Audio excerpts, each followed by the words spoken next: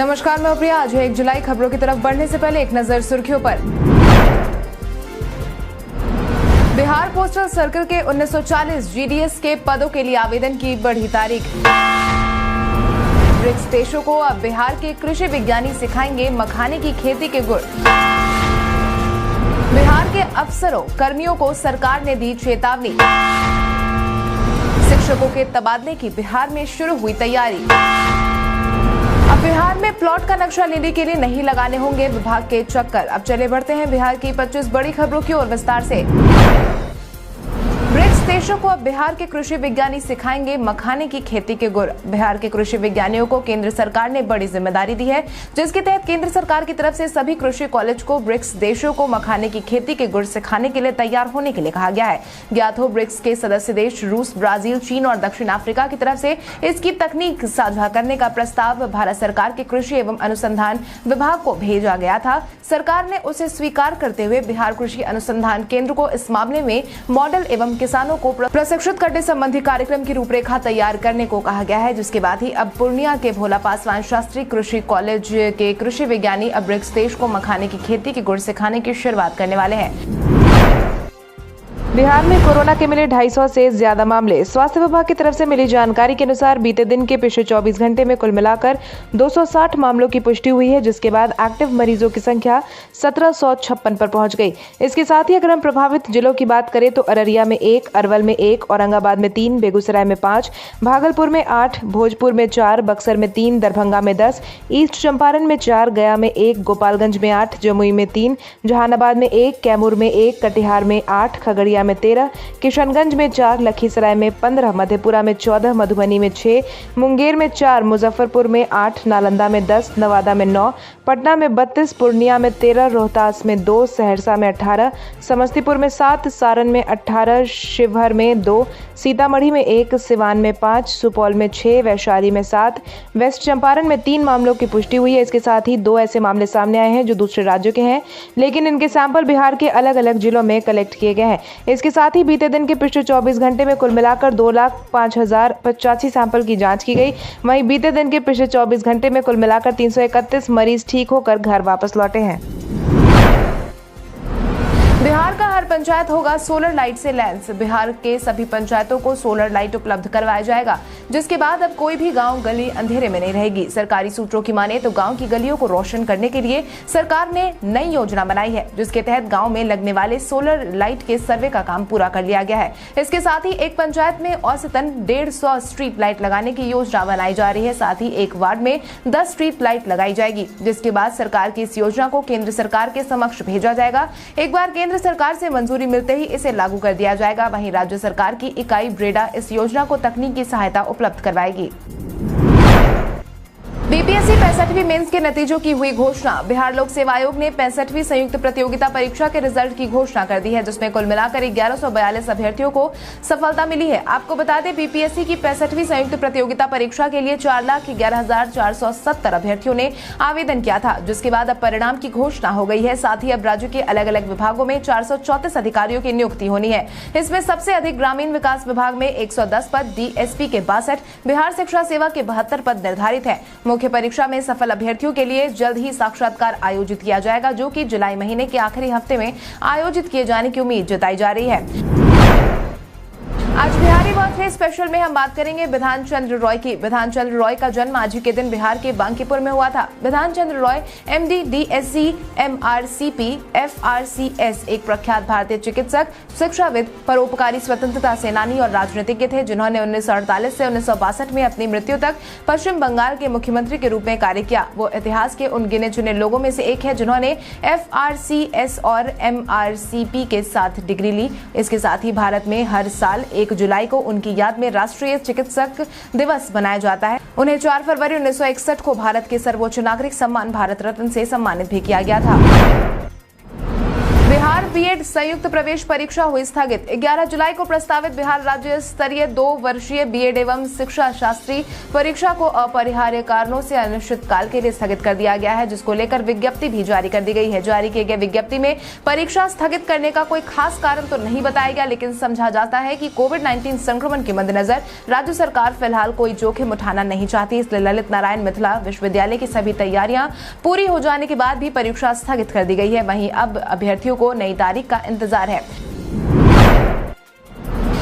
Postal circle के 1940 GDS के पदों के लिए आवेदन की बढ़ी तारीख। भारतीय डाक विभाग के बिहार पोस्टल सर्किल के 1940 ग्रामीण डाक सेवक भर्ती के लिए आवेदन की तारीख को आगे बढ़ा दिया गया है, जिसके परिणाम स्वरूप अब इच्छुक और योग्य उम्मीदवार 14 जुलाई तक इंडियन पोस्ट रिक्रूटमेंट की ऑफिशियल वेबसाइट apppost.in पर जाकर आवेदन कर सकते हैं। ध्यान रहे, इन पदों पर भर्ती के लिए उम्मीदवार का 10वीं पास होना अनिवार्य है। इसके साथ ही अगर हम उम्र सीमा की बात करें तो उम्मीदवार की उम्र 18 साल से कम और 40 साल से अधिक नहीं होनी चाहिए। अब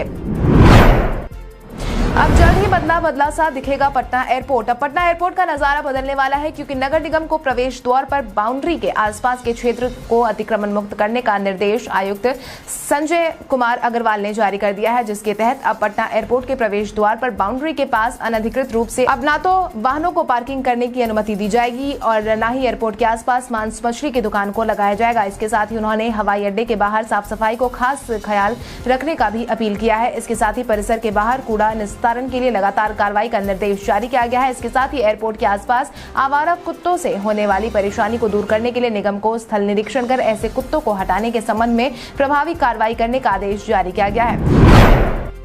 बिहार के अफसरों कर्मियों को सरकार ने दी चेतावनी। बीते दिन बिहार के सभी सरकारी अफसरों और कर्मियों को सरकार ने चेतावनी दी है, जिसके तहत सरकार ने सरकारी सेवकों की चल अचल संपत्ति क्रय विक्रय को लेकर सचेत किया है, जिसके तहत मुख्य सचिव त्रिपुरारी शरण ने इस संबंध में सभी अपर मुख्य सचिव, प्रधान सचिव, डीजीपी, प्रमंडलीय आयुक्त और सभी डीएम को पत्र जारी किया है। जारी किए गए पत्र में कहा गया है कि सरकारी सेवकों द्वारा चल अचल संपत्ति के क्रय विक्रय के संबंध में सरकारी सेवक आचरण नियमावली बनाए गए हैं, लेकिन फिर भी देखा जा रहा है कि इन प्रावधानों का अनुपालन नहीं किया जा रहा है। इसके साथ ही मुख्य सचिव ने साफ चेताया है कि जो सरकारी सेवक अपनी संपत्ति का ब्यौरा नहीं दे रहे हैं या छुपाने की कोशिश कर रहे हैं, उनके खिलाफ अनुशासनिक एवं प्रिवेंशन ऑफ करप्शन एक्ट के तहत केस दर्ज किया जाएगा।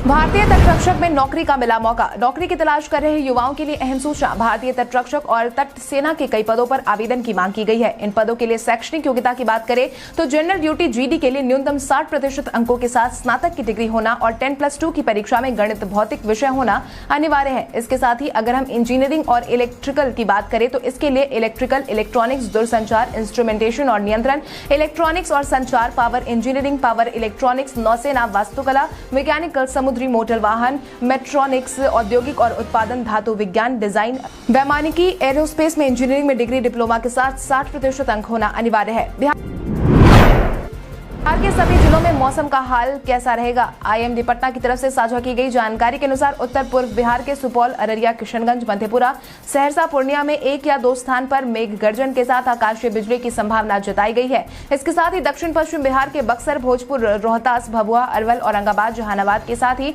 दक्षिण मध्य बिहार के बेगूसराय, गया, पटना, नालंदा, नवादा, शेखपुरा, लखीसराय, दक्षिण पूर्व बिहार के बांका, भागलपुर, जमुई, कटिहार, खगड़िया, मुंगेर में बारिश के साथ साथ स्थानीय बिजली कड़कने की चेतावनी जारी की गई है। इसके साथ ही उत्तर पश्चिम बिहार के वेस्ट चंपारण, सिवान, ईस्ट चंपारण, गोपालगंज में कई स्थानों पर गरज के साथ बारिश होने की संभावना जताई गई है। इसके साथ ही मेघ गर्जन और आकाशीय बिजली गिरने की संभावना भी जताई गई है। उत्तर मध्य बिहार के सीतामढ़ी, मधुबनी, मुजफ्फरपुर, दरभंगा, वैशाली के कई स्थानों में भी बारिश का पूर्वानुमान जारी किया गया है।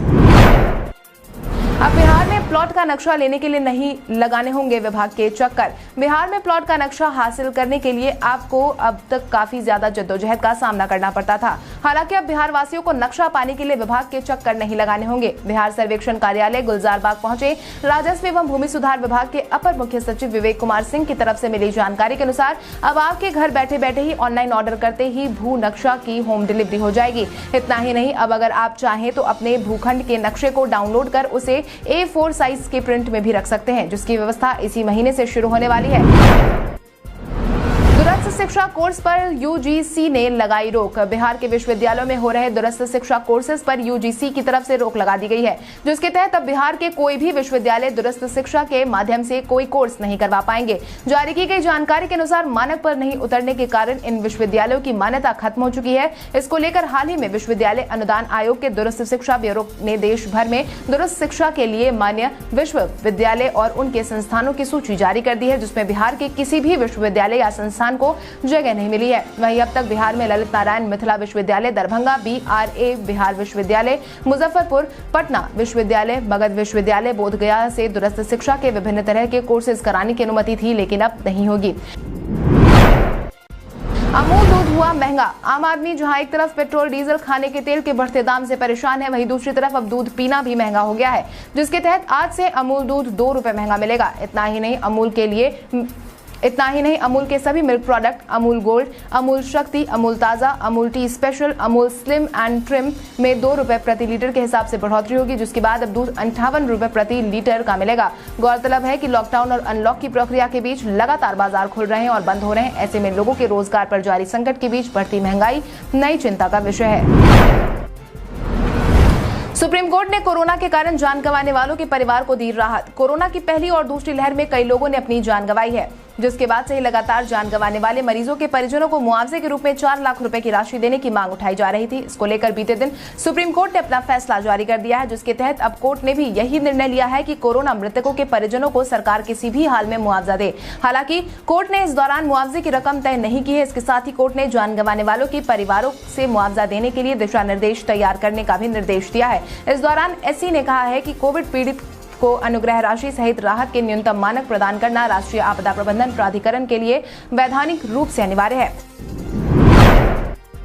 आज से बदल जाएंगे ये नियम। आज से आपकी जिंदगी से जुड़े कई नियमों में बदलाव आने वाला है, जिसके तहत तेल कंपनियां हर महीने की शुरुआत में एलपीजी सिलेंडर के दाम की समीक्षा करती है। 1 जुलाई 2021 से देश में रसोई गैस सिलेंडर की कीमत बदल जाएगी। इसके साथ ही एसबीआई ने 1 जुलाई 2021 से नए सर्विस चार्ज लागू किए हैं।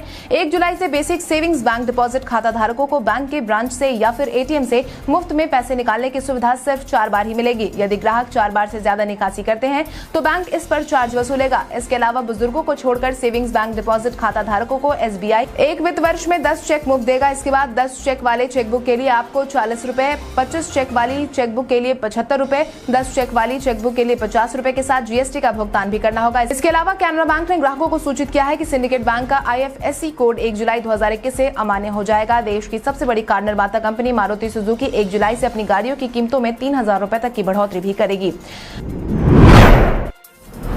दरभंगा एयरपोर्ट पर टर्मिनल भवन का रास्ता हुआ साफ। बिहार सरकार के दरभंगा एयरपोर्ट के विस्तार की मंजूरी मिल गई है, जिसके तहत भारतीय वायुसेना ने सरकार को इस बाबत अनापत्ति प्रमाण पत्र यानी कि नो ऑब्जेक्शन सर्टिफिकेट दे दिया है। मंत्री संजय कुमार झा की तरफ से मिली जानकारी के अनुसार भारतीय विमानपत्तन प्राधिकरण ने एयरपोर्ट पर मौजूदा बुनियादी ढांचे को उन्नत करने के लिए वायुसेना से 2.43 एकड़ भूमि की मांग की थी, जिसकी मंजूरी अब मिल गई है। वहीं इस बाबत मंत्री संजय झा ने भी अपना बयान जारी किया है, जिसके तहत उन्होंने कहा है कि हमें खुशी है कि दरभंगा एयरपोर्ट के विस्तार के लिए इंडियन एयरफोर्स से एनओसी मिल गई है। राज्य सरकार अब जल्द ही आवश्यक भूमि का अधिग्रहण करेगी ताकि यहां टर्मिनल भवन और जरूरी सुविधाओं का निर्माण कराया जा सके।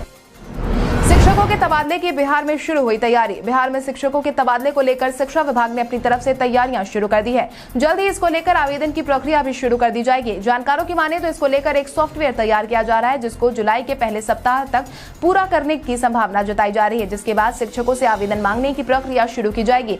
शिक्षा विभाग की माने तो तैयार किए जा रहे सॉफ्टवेयर को सिर्फ और सिर्फ पारदर्शिता बनाए रखने के लिए इस्तेमाल में लाया जा रहा है, जिसका लाभ बिहार के लगभग 2.69 लाख नियोजित शिक्षक और पुस्तकालयाध्यक्ष को मिलेगा। इसके साथ ही 1.20 लाख सीट ऐसी भी होंगी जिन पर फिलहाल आवेदन नहीं किए जा सके हैं, क्योंकि इन सीटों पर बहाली होना अभी शेष है।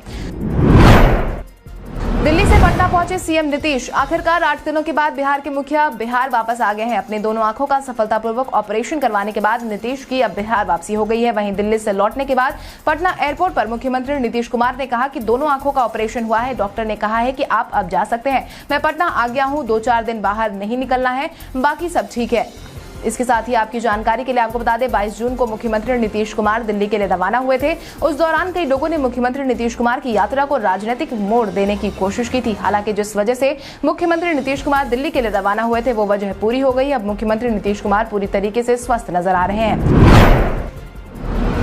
तेजस्वी तेज प्रताप यादव ने लगवाई वैक्सीन। लालू प्रसाद यादव के दोनों पुत्र तेजस्वी यादव और तेज प्रताप यादव ने वैक्सीन की डोज लगवा ली है। हालांकि इन दोनों ने भारत में बनी हुई वैक्सीन को तवज्जो नहीं दी। आपको बता दें, दोनों भाइयों ने पटना स्थित मेदांता अस्पताल में स्पुतनिक वी वैक्सीन लगवाई है। यह रूस की वैक्सीन है जिसे भारत सरकार ने देश में आपात इस्तेमाल की इजाजत दे रखी है। आपको यह भी बता दें कि भाजपा और जदयू लगातार ही इस बात पर सवाल उठाते रहे थे कि कहीं ऐसा तो नहीं है कि दोनों भाई कोरोना टीका लेने से डरते हैं या फिर कोई और बात है जो वो जनता के सामने नहीं लाना चाहते। इस तरह के कई आरोप, सवाल और अटकलों को हवा मिलती देख दोनों भाइयों ने इसका जवाब सीधे कोरोना वैक्सीन लगवा कर दिया है।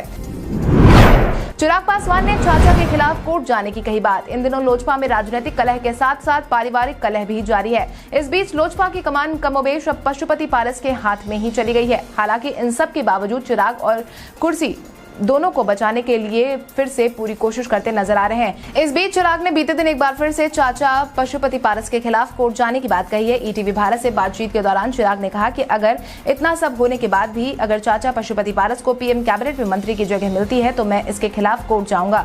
इसको लेकर चिराग पासवान ने आगे कहा कि मैंने 5 सांसदों को पार्टी से निकाला है जिसमें पारस का नाम भी शामिल है। भले ही वो संसदीय दल के नेता हों लेकिन लोजपा के नेता नहीं है। असली लोजपा हम थे और हैं। अब वो अपनी कोई भी पार्टी बनाकर या जदयू में शामिल होकर या भाजपा में शामिल होकर या निर्दलीय सांसद के तौर पर केंद्र सरकार में मंत्री बनते हैं तो मुझे कोई दिक्कत नहीं है। सीबीएसई 6ठी से 8वीं तक के बच्चों के लिए कर सकता है कुछ खास। कोरोना के वर्तमान माहौल के बीच सीबीएसई अब जल्द ही छात्रों के कौशल विकास को बढ़ावा देने के लिए अपने कदम बढ़ाने वाला है। यही कारण है कि सीबीएसई ने कक्षा 6ठी से 8वीं तक के छात्रों के लिए हस्तशिल्प की पढ़ाई शुरू करने का ऐलान किया है।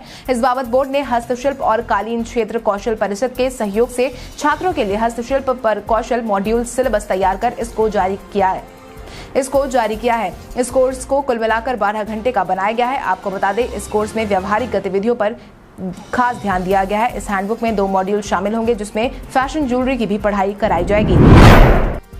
भारत के इतिहास में आज की तारीख कई कारणों से दर्ज। कलकत्ता उच्च न्यायालय का उद्घाटन 1862 में आज के दिन हुआ। भारत में 1879 में पोस्ट कार्ड की शुरुआत आज के दिन हुई। 1881 में आज के दिन टेलीफोन पर पहली बार इंटरनेशनल कॉल की गई। भारतीय औद्योगिक विकास बैंक की स्थापना 1964 में आज के दिन हुई। तत्कालीन प्रधानमंत्री इंदिरा गांधी ने 1975 में राष्ट्रीय विकास के लिए 20 सूत्रीय कार्यक्रम की घोषणा आज के दिन की। भारत में 2017 को अर्थव्यवस्था के एक महत्वपूर्ण सुधार के रूप में वस्तु एवं सेवा कर लागू आज के दिन किया गया। भारतीय अमेरिकी अंतरिक्ष यात्री और अंतरिक्ष शटल मिशन विशेषज्ञ कल्पना चावला का जन्म 1961 में आज के दिन हुआ था। कोलंबिया अंतरिक्ष यान आपदा में मारे गए 7 यात्री दल सदस्यों में से एक वो भी थी। आज के दिन को राष्ट्रीय चिकित्सक दिवस, भारतीय स्टेट बैंक स्थापना दिवस के रूप में मनाया जाता है।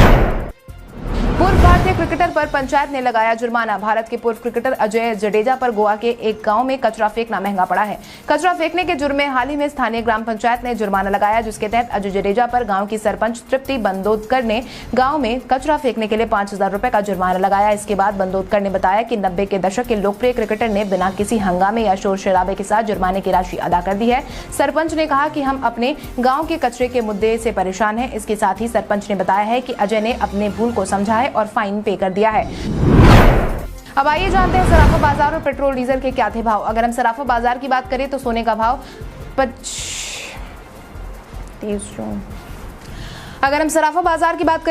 भाव 30 जून को 22 कैरेट के लिए प्रति 10 ग्राम 45,740 रुपए था। वहीं 24 कैरेट के लिए प्रति 10 ग्राम 46,740 रुपए था। इसके साथ ही अगर हम चांदी की बात करें तो चांदी का भाव प्रति किलो 67,600 रुपए था। इसके साथ ही राजधानी पटना में पेट्रोल की कीमत की बात करें तो पेट्रोल के दाम ने आम नागरिकों पर बुरा प्रभाव डाला है। राज्य में पेट्रोल की कीमत शतक पार 101.08 रुपए प्रति लीटर और डीजल शतक के करीब 95.12 रुपए प्रति लीटर था। कल हमारे द्वारा पूछे गए सवाल का जवाब आप में से बहुत सारे यूजर ने हमें कॉमेंट करके दिया था। उसके लिए आपका बहुत बहुत धन्यवाद। आप में से जिन यूजर का कमेंट हमें अच्छा लगा है उनके नाम है ओमकार सिंह, राजीव कुमार, कमला अग्रवाल, ललित कुमार, प्रवीण कुमार, जगदीश मिश्र, दिलीप गुप्ता, नीतीश कुमार, गोविंदा कुमार, धर्मेंद्र कुमार, ममता कुमारी, आभा कुमारी, नुन्नू कुमार। इसके अलावा हमारी टीम को और भी लोगों के जवाब अच्छे लगे हैं, मगर समय के अभाव के कारण हम उनका नाम नहीं ले पाए। लेकिन आप हमारे सवालों का जवाब देते रहे, हम कल आपका नाम लेने की पूरी कोशिश करेंगे। तो चलिए बढ़ते हैं आज के सवाल की ओर। आज का सवाल कुछ इस प्रकार है।